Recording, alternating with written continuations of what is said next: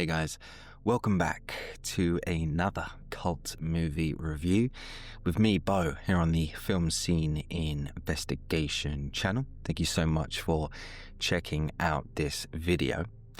In today's review, I'm going to be checking out the 1998 erotic thriller, Wild Things. Before we get into it, guys, as always, if you haven't already, please do consider subscribing to the channel. All the support is greatly appreciated. So, Wild Things from March 1998 was written by the screenwriter Stephen Peters and was directed by the filmmaker John McNaughton. The film featured an all-star cast that included the likes of Kevin Bacon, Matt Dillon, Neve Campbell, and the legendary Bill Murray. When this movie was released back in the late 90s, it received quite a polarizing reception due to its overt sexualization of its characters. It's safe to say that this movie didn't hold back in showing sex and nudity, but despite the negative press that the film received, it did go on to become a commercial box office success, earning $55 million on a $20 million budget. Now, this is a movie that up until recently I had never seen before, but I have been aware of this movie for many, many years. I'd seen several clips online, including the trailer, but only recently did I actually sit down to watch the film in its entirety. So when it comes to the narrative of the film, the movie followed Matt Dillon's character, Sam Lombardo, a college counselor who worked at a campus in Florida. He was a very popular man on campus.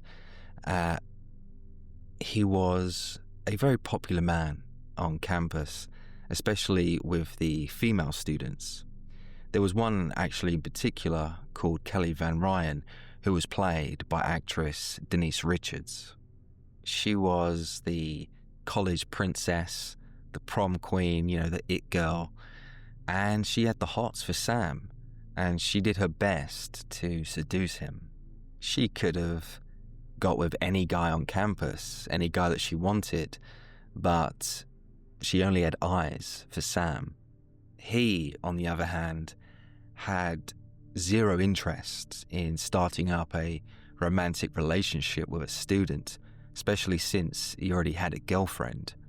And, it should be made clear that Sam remained friendly with Kelly, but made no effort to encourage her in any way. So, ultimately, Sam rejected Kelly, and it's safe to say that she wasn't happy with the rejection.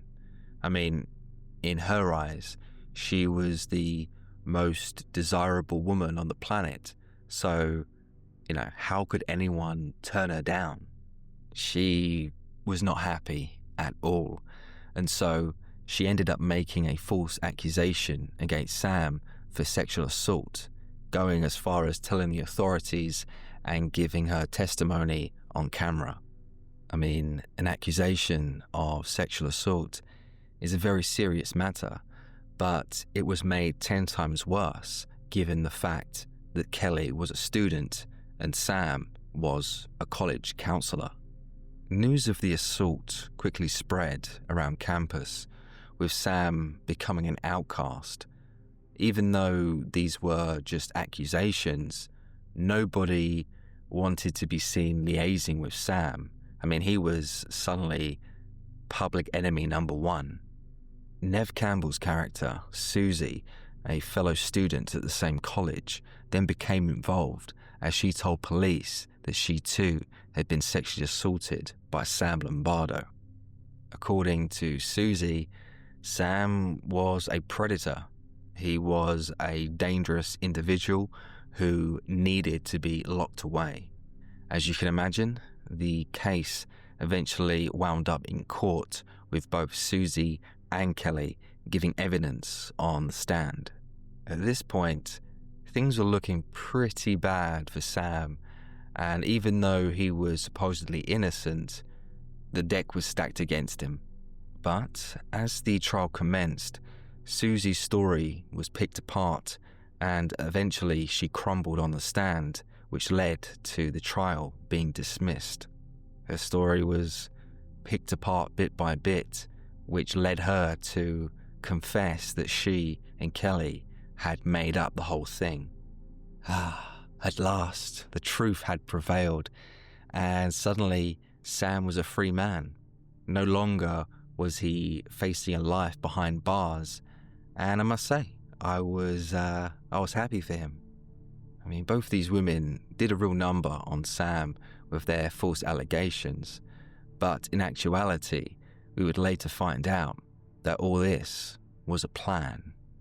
You see, Sam had agreed to be accused of sexual assault, so eventually, once he was proved innocent, he could then sue for defamation. He would then get paid, and he could split the money 3 ways between himself, Susie, and Kelly. It seemed like an ingenious plan, but Kevin Bacon's character, Sergeant Duquette, who was investigating the case, suspected foul play. Something just didn't seem right to him, and so he decided to press on for more answers, and his continuing presence only pushed Susie to breaking point. Susie became more and more paranoid about the situation ever since Duquette planted a seed of doubt in her mind. She thought that she could potentially be cut out and not receive any money. Once they heard this, Kelly and Sam did their best to try and reassure Susie that it was just Duquette trying to divide them, but you could see that there was some serious doubt in Susie's eyes. Now, I won't go into any more detail about how the film ended, but let's just say there were a number of twists and turns that I certainly didn't see coming. There was a lot of backstabbing, a lot of dishonesty, with ultimately one person coming out on top. So when it comes to the performances in this movie, overall, I thought everyone did a good job. From Kevin Bacon to Neve Campbell, it seemed like all the actors were, having a good time filming this movie, and honestly, there were no weak performances.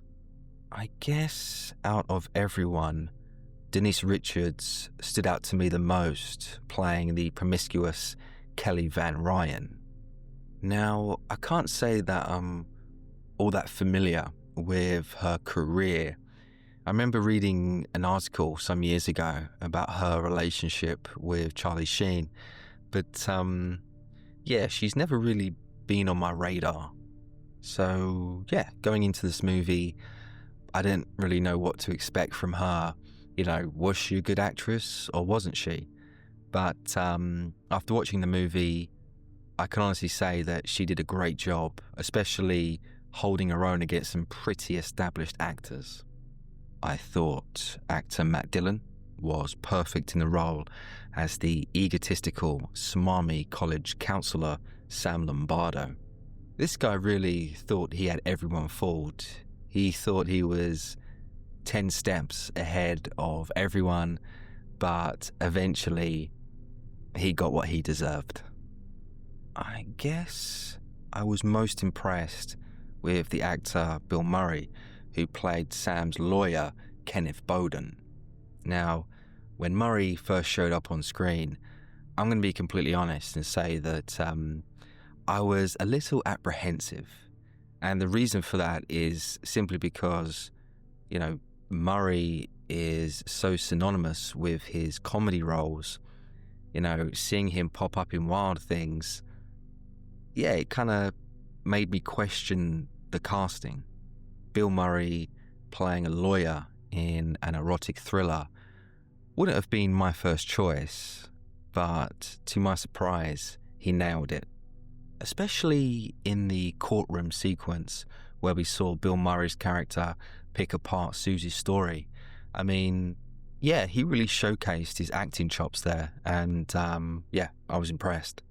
I mean, Bill Murray is a comedy legend, and while, I do love a lot of his comedy roles, it was really refreshing to see him here in Wild Things giving a straight performance. And, don't get me wrong, Murray did actually deliver some comedy here and there, but the comedy wasn't forced, as if the filmmakers were, trying to get laughs. Instead, the comedy that we did get was delivered more organically through the sharp, witty script. Before we get to dislikes, I want to take a moment to discuss the overt sexual nature of this movie. In some ways, it could be argued that Wild Things garnered a cult following due to its portrayal of excess and debauchery. Those erotic elements that we saw in the film were heavily criticised by the mainstream press when the film was released in March 1998. But taking a step back and looking at the overall narrative, those scenes did actually serve a meaningful purpose within the film, as they illustrated just how want and desire can be weaponized to basically control people. I mean, the Kelly Van Ryan character in particular used her sexuality to manipulate others to get what she wanted. She knew that she was an attractive woman, an object of desire, and she used that to her advantage. In every aspect of the word, Kelly was a femme fatale who showed us how she used sex as a tool or a commodity to, potentially create new opportunities for herself. I found it very interesting to uncover the characters' complexities as they subverted the traditional gender roles. The film also showed the hypocrisy in the class structures in society and showed how people's morality could easily be changed when personal gains are at stake. Kelly Van Ryan, for example, was a character who was very entitled, very privileged, and the daughter of a mogul who, represented power and wealth. On the other hand, the Susie character, who was played by Neve Campbell, lived in a trailer park. She was the outsider, and she represented the marginalized underclass. It was a stark contrast between the haves and the have-nots, but when it came down to it, regardless of the social standing, everyone was deceitful and everyone had ulterior motives, and that was very interesting to see. And so, dislikes for Wild Things from 1998. My biggest dislike for the film would have to be the scene where we saw Sam and Kelly put Susie's dead body in the back of the car. So, in the lead up to this, as mentioned earlier, Susie had become paranoid and was thinking that she wasn't going to get her cut of the money.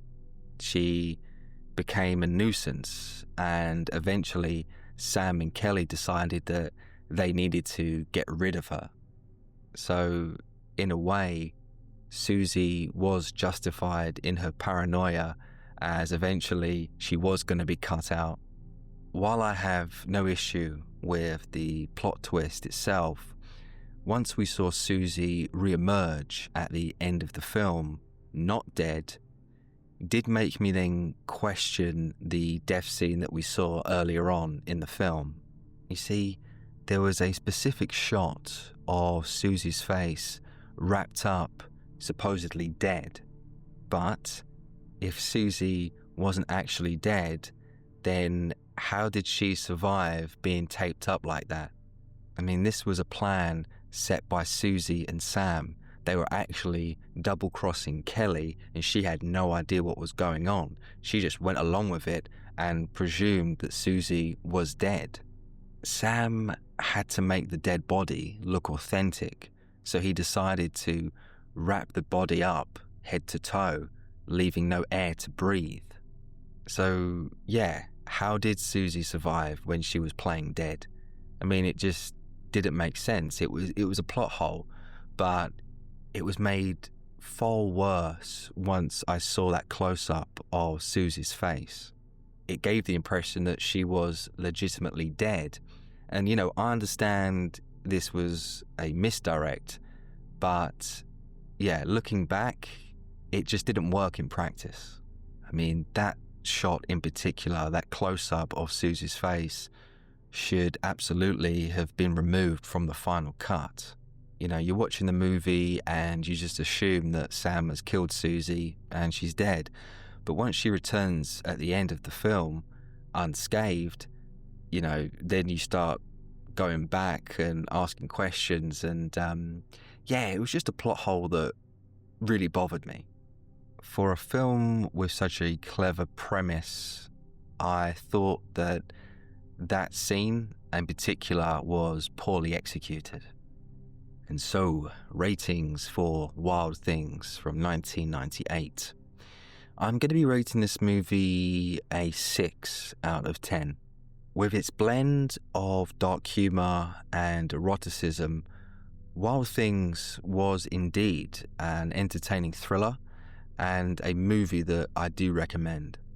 I mean, it was an unpredictable cinematic experience. I mean, you just didn't know exactly where the story was going and who exactly was telling the truth. I mean, overall, it was a movie that thrived on misdirection, with each reveal giving the audience more understanding of the characters' motivations. If you've seen Wild Things, please let me know your thoughts and memories in the comments section below. For those who haven't, I would suggest giving it a go. It's well made, it's well acted, and it's a movie that definitely keeps you guessing at all times. And well, that is all from me today, guys. I do hope you've enjoyed this review of Wild Things from 1998. I'll be back next week with another cult movie review. Big thank you to all the subscribers and all those people that continually come back and watch the videos. Love you guys. And of course, if you haven't already, please like and subscribe. I'll be back next week. Take care.